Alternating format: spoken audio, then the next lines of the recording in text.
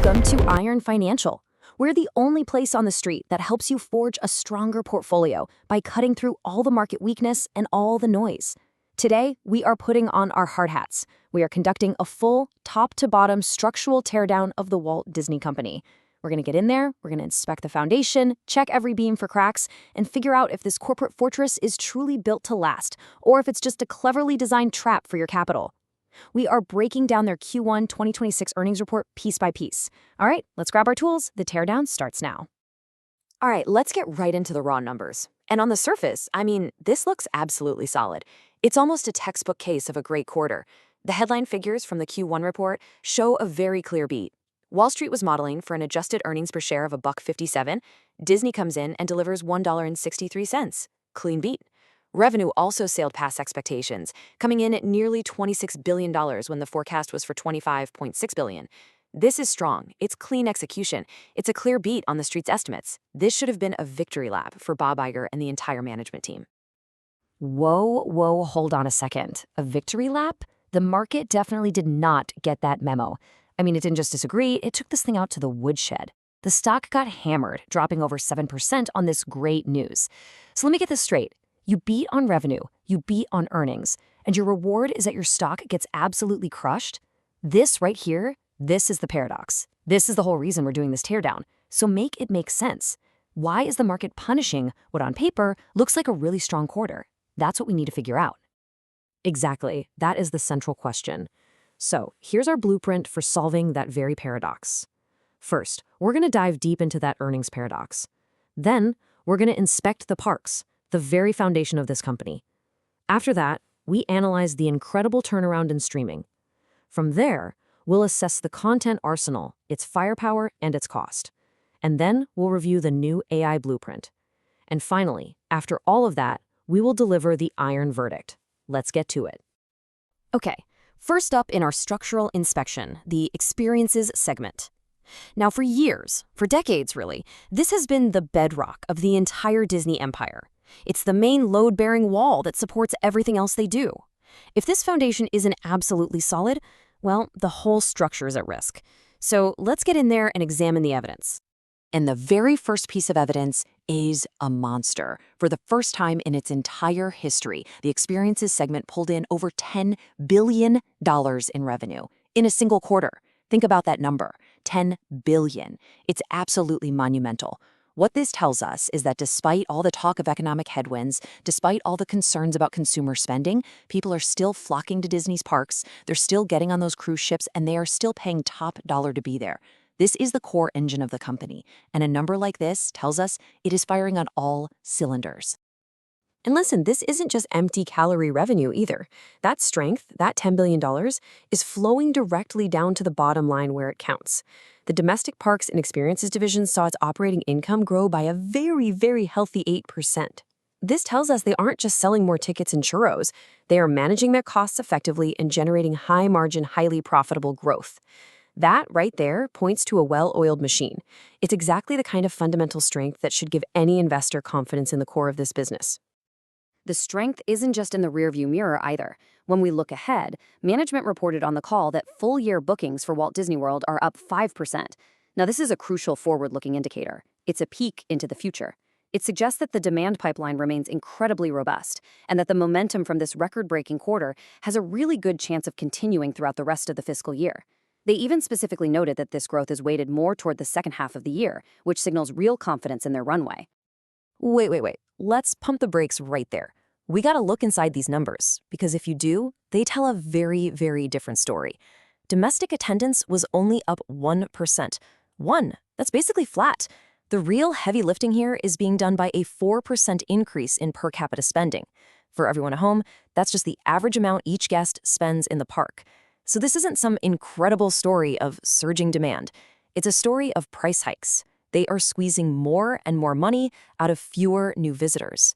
So my question is, how long can you sustain a business model that relies on charging the same people more and more money before they finally just break? This looks less like a solid foundation and more like a crack to me. That's a fair critique. It's a very fair point, but it completely ignores management's countermove. Bob Iger addressed this exact concern directly on the earnings call, and this quote right here, this is the key. They know they can't just rely on hiking prices forever. That's a fool's game. And that's exactly why they are so aggressively investing capital to increase capacity. They're building a whole new park in Paris, Adventure World, nearly doubling the size of the existing one. They're launching new cruise ships like the Disney Adventure, which will be their first ever home ported in Asia. This isn't a defensive strategy of just raising prices. It's an offensive one. It's designed to drive future organic growth by adding new attractions and new destinations that can bring in more guests, not just charge the existing ones more money. Okay, next up, we're inspecting a part of the fortress that, until very recently, had a massive, gaping hole in it: streaming. For years, this division was a multi-billion-dollar cash drain. It was a black hole on the balance sheet. The single biggest question for investors was whether they could ever plug the leaks. So let's see if they finally managed to reinforce these walls. And this chart right here, it shows the sheer scale of that repair job. Just look at this turnaround. I mean, it is stark. Not that long ago, this division was hemorrhaging $1 billion. $1 billion. Every single quarter. Now, in Q1 2026, Subscription Video on Demand, or SVOD, posted a positive operating income of $450 million. This is nothing short of a seismic shift in the company's entire financial structure. They took what was arguably their single biggest weakness and have, at least on paper, turned it into a profitable, contributing segment.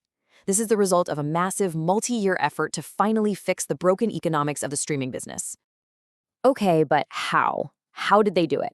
It's one thing to show a pretty chart, but engineering a turnaround of that magnitude requires a fundamental change in how you do business. What was the mechanism? What levers did they actually pull to go from $1 billion loss to a $500 million profit?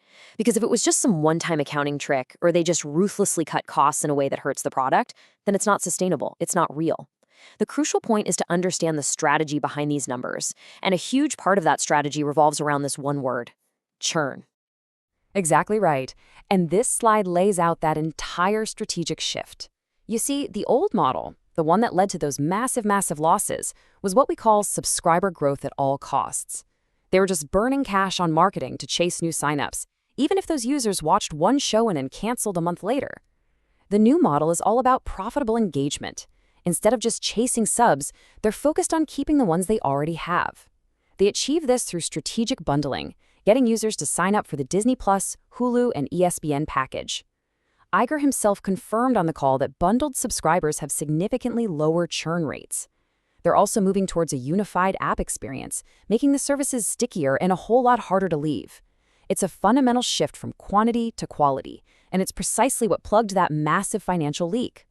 So we've checked the foundation, and we've checked the walls. Both look pretty solid. Now let's assess the arsenal. Let's talk about content. The film studio is the tip of the spear for this entire company. It fuels every other division, from the parks to the merchandise. So let's see just how sharp that spear really is. And the answer is that spear is still incredibly sharp. In calendar year 2025, the film studio generated over $6.5 billion at the global box office. This was their third biggest year ever. They delivered not one, not two, but three separate billion-dollar blockbusters: Avatar: Fire and Ash, Zootopia 2, and the live-action Lilo and Stitch.